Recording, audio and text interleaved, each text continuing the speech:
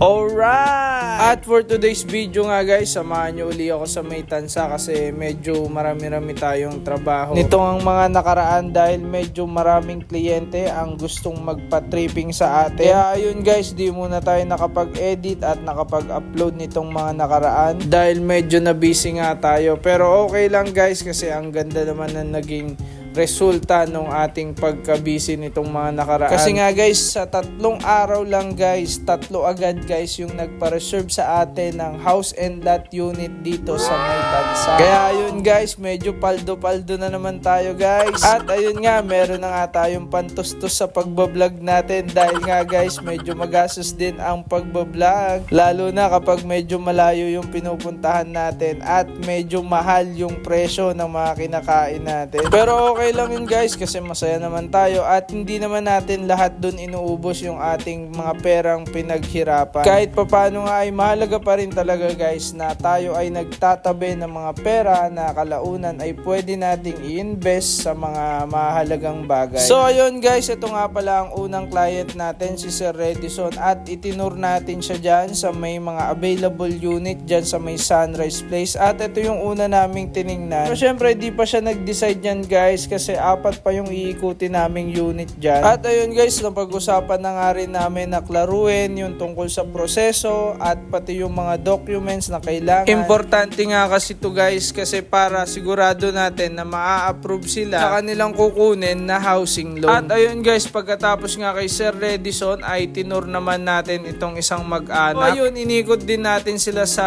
lahat ng unit na available at medyo inabot na nga kami ng malakas na ulan dyan. Kaya hindi na ako masyado nakapag-video guys kasi basa na rin ako at baka mabasa rin kasi yung cellphone na ginagamit ko. Pero ayan guys, yung client ko si Sir at yung kanyang mother, kasama din nila yung kanyang tatay. At buting at pagkatapos namin mag-ikot-ikot ay medyo tumila na rin yung ulan. Pagkatapos nga ng pangalawa nating client guys ay ito naman si ma'am ang next nating client. At ganun pa rin guys, inikot uli natin sila sa lahat ng available unit dyan guys. Pero this time medyo gumanda na yung panahon guys kaya okay na rin at nakaikot naman kami guys ng maayos dun sa lahat ng mga available units. At ayun, inabot na nga rin kami guys ng lunch dyan sa pag-assist sa aming mga client at kumain muna rin kami syempre. At ayun, biglang nag-chat si Sir Redison na magpapa-reserve na nga siya kaya agad-agad guys nagbukas na ako ng laptop para asikasuhin yung reservation niya. So ganun kasi talaga guys kapag mga